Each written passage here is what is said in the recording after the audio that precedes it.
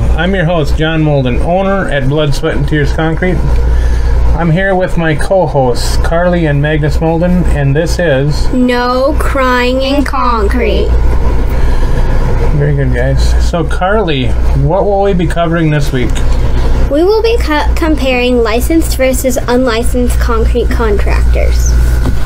It's kind of a fun topic, isn't it? Yeah.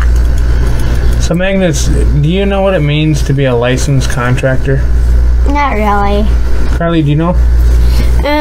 Like someone, like the state knows that you have a business and they test you to make sure that you know what you're doing and that you can really do strangers' concrete work. There you go. So according to Merriam-Webster, the definition of licensed as a noun is a permission granted by competent authority to engage in a business, occupation, or in an activity that is otherwise unlawful. So, I mean, right there, you know, you're looking at the gist of it. If you're unlicensed, you're unlawful. So, Carlie, do you think I needed to be tested to become a licensed contractor? Yes, for sure. Of course I did. It was a huge event in my life. You know, when I went through the process of being tested and licensed, it was a really huge, big deal for us. So, to break it down in a nutshell, a licensed contractor has proven to the state that they know what they are doing, and the state has granted a license. Pretty much nailed it, huh? Yeah.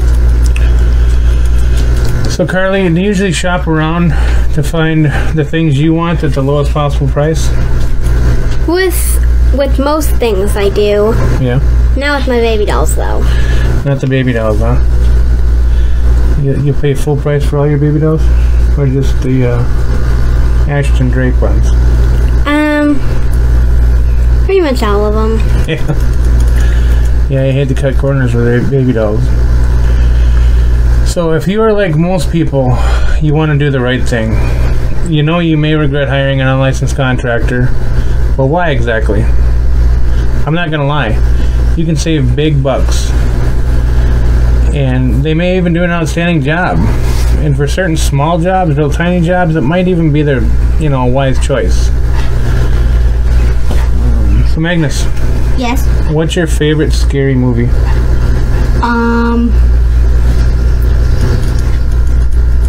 Halloween. Halloween, that's your favorite? Yes. Who's the bad guy in that one? Michael Myers. Can you talk a little louder, please? Michael Myers.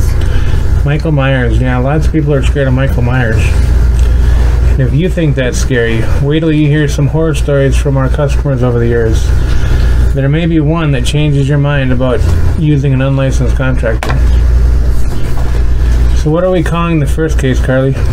The half-down no-show. The half-down no-show. I've heard this one several times, and it breaks my heart every time I hear it. The customer is given half down to a smooth-talking salesman with a deal way too good to be true. This one goes well beyond unlicensed to flat-out criminal. It's kind of a sad situation, isn't it, guys? Yeah. Yeah, it's really, really horrible. It makes it tough for us, too, because the customer has serious trust issues by the time we get there. And it's really unfortunate because the victim has no recourse to even attempt to get the money back because the phone number they got off Craigslist no longer works.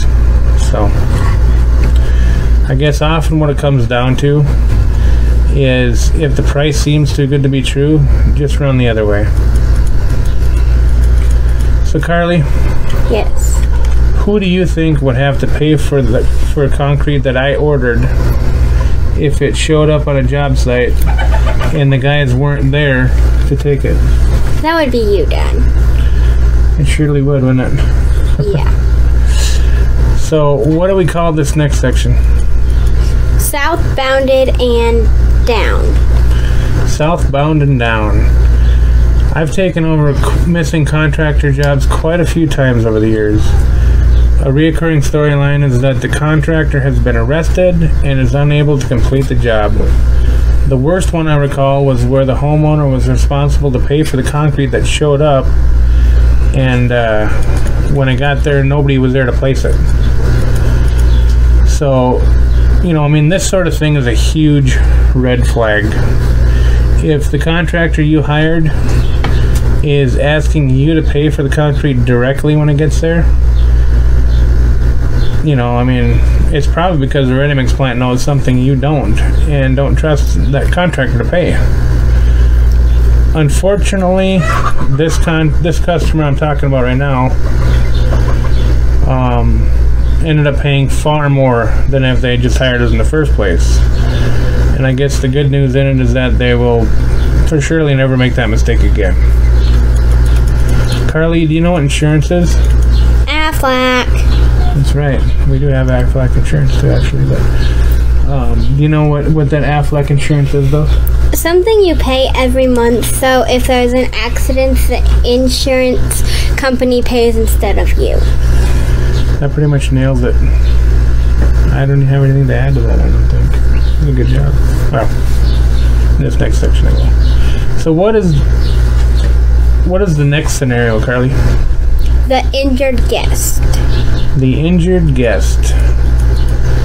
So here's the news flash for you. If your contractor isn't licensed, they probably aren't properly insured either.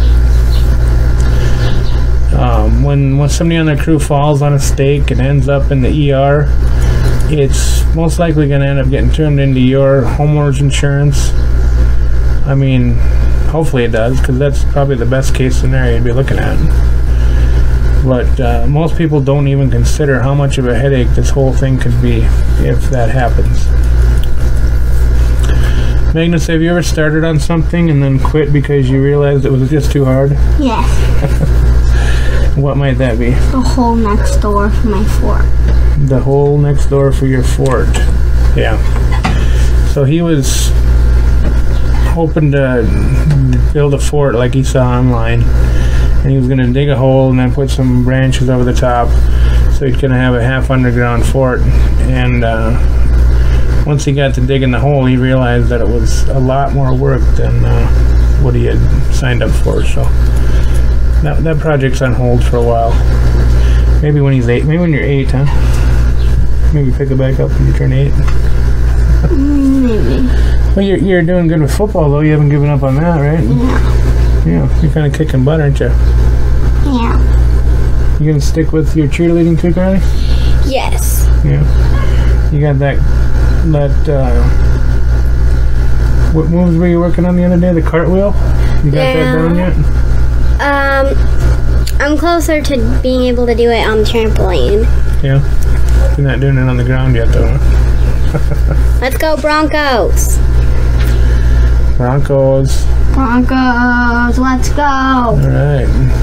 Anyway, the Marana Broncos. That's who we're playing with. So, Carlie, what is the next section called? Cutting losses. Cutting losses. Now, being a responsible adult usually comes with fulfilling your obligations. If I make an agreement to do something, I will do it come hell or high water. Pardon my French. Not everyone is like that, though. We bid on a job a while back, and the customer called and said he really wanted us to do the work, but had received a bid for half the price. He was hoping I could adjust the price, but it was just too much. I couldn't, you know. And he called back a month or more later, and he asked if we could come pour concrete into the forms that somebody else had set up. So that got my curiosity up, so I drove over there and took a look, and unfortunately it was a pretty badly botched setup, so I had to, you know, just tell him it was going to be the original bid amount to start over. The contractor he had hired sent a couple guys over there to set it up 1 week, and well, they ended up busting the step off and doing all sorts of terrible things, but anyways, then the next week a finisher showed up and sat in the shade waiting for the concrete to show up for 4 hours. Before leaving that day, the finisher offered a shoulder shrug to communicate the current status with the homeowner. But all attempts to reach the contractor failed. Best we could tell, he realized it was a losing endeavor and decided to cut his losses. Pretty scary stuff, huh? Yeah. People would be able to do that sort of thing. It's hard to believe that people can sleep at night after doing that. So, Carlie, do you ever remember a time when you wanted a new baby doll, but were short on money? Yes. You do, huh? What did you end up doing to get that money? Every chore on my list in one day instead of the whole week. So you took all your week's chores and you did them all in one single day? Yes. You're crazy. And we had, part of that you had given me and brother to do was to stack the little concrete bricks on the paver next door.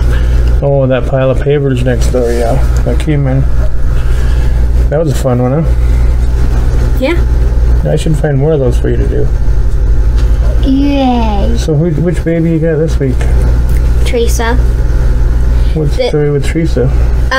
So the story with her is she's the one that I was doing all the chores for and doing the bricks and stuff, or the pavers for, because I really wanted her, and I didn't have enough money for her, so I decided I was going to work for the money. And then as soon as I got the last dollar that I needed, I ran to Mom and told her that I finally had enough money and that I wanted her to order the baby doll. Well, that's good. And here she is, Teresa. Say hi to Teresa. No BSP onesie again? No. Maybe next time. We need to get one of those things printed on it. So, what is our next category, Carlie? The squeeze treatment. The squeeze treatment. Unfortunately, even other licensed contractors in town seem to use this tactic. Heck, I think I might have even used it a few times back in 2016. The homeowner feels like they are neglected and the project will never end. They may not even know it, but the contractor is most likely running around town, starting 10 jobs at a time to get deposits to fund other things. And when they do this, they'll get the job started, be there for one day, and then move on to the next one for one day, move on to the next one for one day, and then they try to just start it over and just keep trying to make everybody happy and making everybody unhappy at the same time. So, Magnus, what other things might the contractors need that money for when they run around collecting all that? Bills, mud, taxes.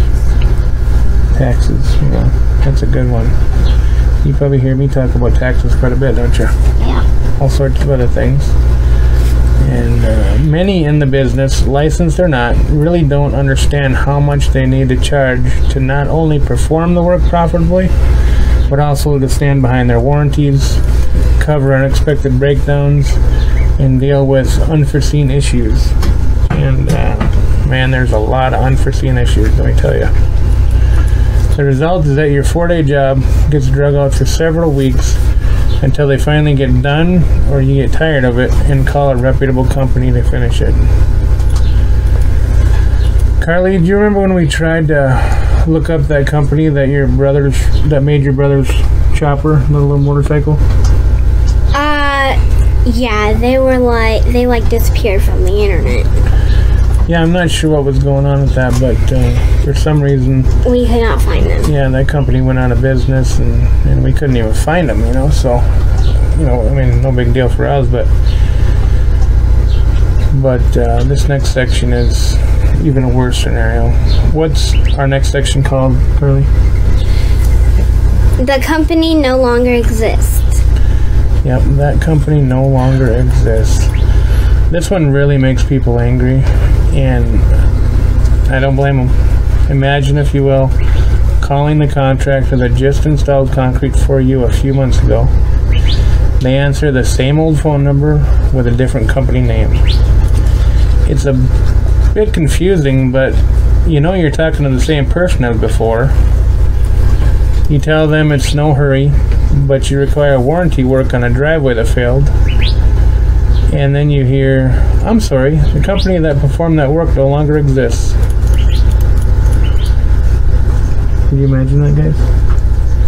That would probably be pretty There would be terrible. smoke coming out of my ears. Yeah, I don't know about you, but the steam would pour out of my ears, that's for sure. This is a true story, and the sad part is they're still bidding work at too low of a price and thinking they're doing their customers a favor by undercharging. They have a new unregistered company name and will eventually change names again once the bad business practices catch up. So Magnus, have you ever bought something because it was cheaper and then later wished you bought the higher quality version? Yes. And what do you do now to make sure that you're getting the high quality You version? have to check the name tag and make sure it's made in the USA. Yeah, his big thing now is make sure it's made in the USA, you know. And for our customers, you know, I hope it's make sure that your contractor is licensed, right? Yeah. Check their test. So, yeah. So the scary thing is that this stuff happens all the time. We hear news stories far too often. If you think it won't happen to you, gosh, I sure hope you're right. You have a voice in your head that tells you when something is too good to be true. Listen to it. So, I guess we'll sign it off then, huh? Yeah. Oh. Okay. Alright, thank you for taking the time to watch. We will be back next Sunday from the backyard kitchen answering more questions you didn't know you needed to ask about concrete. Remember, there is no crying in concrete other than The tears of joy brought about by a job well done. nice job, guys. Say goodbye.